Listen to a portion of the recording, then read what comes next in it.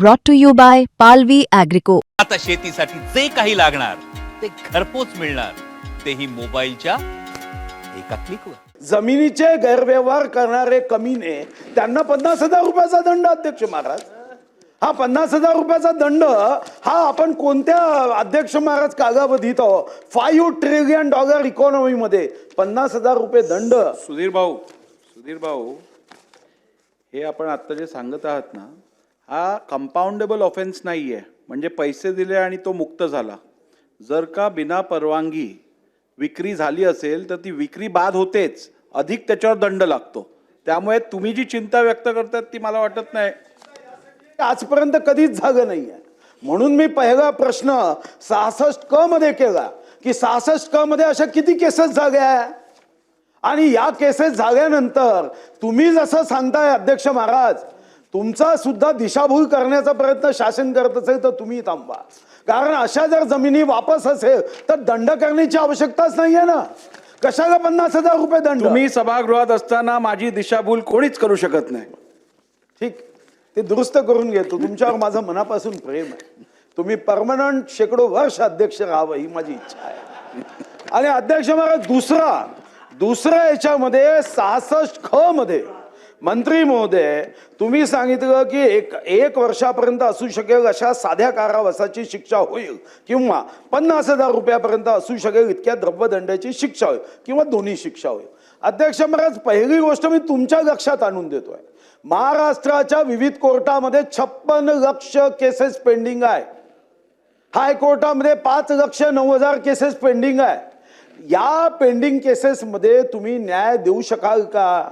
तुम्हाला धारदार कायदा केला पाहिजे, अन्यथा असंच कायद्यावर चिंतन, चर्चा, संवाद, मंथन न झाल्याने अध्यक्ष महाराज या 24 नगर परिषदच्या निवडणुका पुढे जायला कारणीभूत निवडणूक आयुक्तापेक्षा आपण आहोत की आपण कायद्यावर सखोल चर्चा करत नाही। आणि मग निवडणूक आयुक्त 17(2) सांगतो की तुमच्याच कायद्यानी जो तुम्ही मंजूर केला त्या कायद्यामध्ये मी कोणाचं ऐकणार नाही। हे कोण सांगतं? निवडणूक आयोग। 24 नगर परिषदा पुढे गेल्या। आणि म्हणून अध्यक्ष महाराज, माझी आपल्याला विनंती आहे, संविधानाच्या पुस्तकाचं विमोचन करत असताना आपण जेव्हा जेव्हा संविधानाचा पार्ट म्हणून कायदा करतो तेव्हा त्याचं लॉजिक आलं पाहिजे।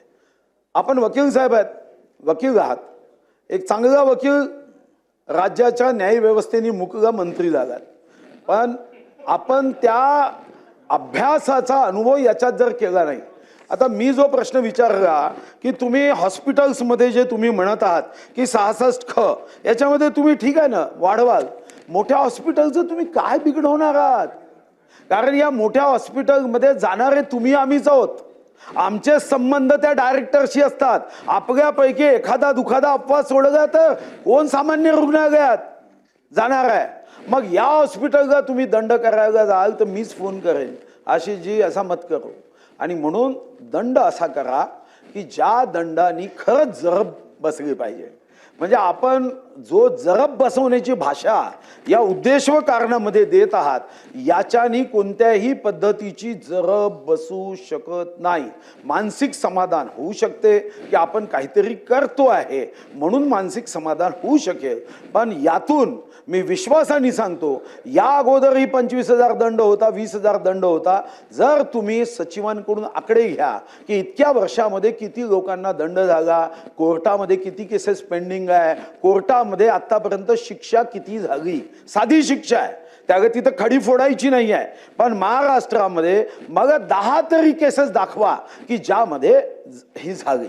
उलट पक्षी तुम्ही बिल आणायला पाहिजे होतं, जे सन्माननीय नाना पटोले साहेब म्हणाले त्याला माझी पूर्ण सहमती यासाठी आहे की एकेका जिल्ह्याच्या त्या ठिकाणी असणाऱ्या कार्यालयात 20,000 रजिस्ट्रेशन आहे। चंद्रपूरमध्ये 20,000 रजिस्ट्रेशन आहे। माझ्या मित्राच्या संस्थेसाठी नाव बदलवण्याचा प्रस्ताव 2 वर्षापूर्वी गेला, त्यांना जर मी फोन केला तर ते सांगतात की नाही, हे सेमी ज्युडिशियरी आहे, इथं कोणाचा फोन चालत नाही, इथं फोन चालत नाही।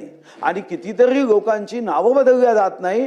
तुम्हाला बदल करायचा असेल तर जखम पायाला आहे, डोक्याला पट्टी बांधू नका। पायालाच पट्टी बांधा. विश्वस्त ज्या काही कार्यालय आहे त्या कार्यालयामध्ये दुरुस्ती करण्याची चर्चा करा. हे 20,000 50,000 रुपये दंडाने काहीही भागणार नाही. हे मी यासाठी नमूद करतोय की जेव्हा विधानसभेचा शताब्दी महोत्सव होईल तेव्हा पुन्हा आयुक्त जे आम्हाला सांगताय तुम्हीच कायदे केले, मी फक्त अंमलबजावणी करतोय. 100 वर्षानंतर असं कुणीही म्हणू नये की कायदे आशिष जयस्वालनी केले आणि मुनगंटीवार शांत बसले होते.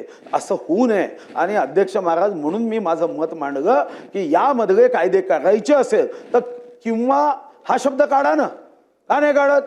तुम्ही लिहा की त्याला 6 वर्षाची शिक्षा होईल, 3 वर्षाची शिक्षा होईल. त्याला पैशामध्ये करा की 20 कोटीपर्यंत 1 वर्षाची शिक्षा, 20 कोटीपेक्षा जास्तीची मालमत्ता विश्वस्ताची विकताय, कोणीतरी विश्वस्त येऊन संबंध आहे मोठ्या नेत्यांशी म्हणून, तर त्याला 6 वर्षे 7 वर्षाच्या वरती शिक्षा करा. जमानतच होत नाही.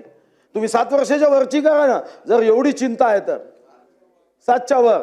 पण तुम्ही काहीतरी रक्कम निश्चित करा. नाही तर मग टकासेर भाजी टकासेर खाजा, 10 रुपयाची इस्टेट विकली तरी हीच शिक्षा, 100 कोटीची विकली तरी हीच शिक्षा, त्यांनी खाटेवर पेशंटला मारलं तरी शिक्षा, आणि काहीच केलं नाही तरी काहीच त्याला होणार नाही. म्हणून पहिली माहिती ही घ्या की या संदर्भामध्ये किती केसेसला आत्तापर्यंत या कायद्याच्या तरतुदीनुसार जो अगोदर दंड आहे तो आत्तापर्यंत किती लोकांना झाला, एवढं जर सांगितलं तर निश्चितपणे आपले खूप खूप आभार मानू. धन्यवाद.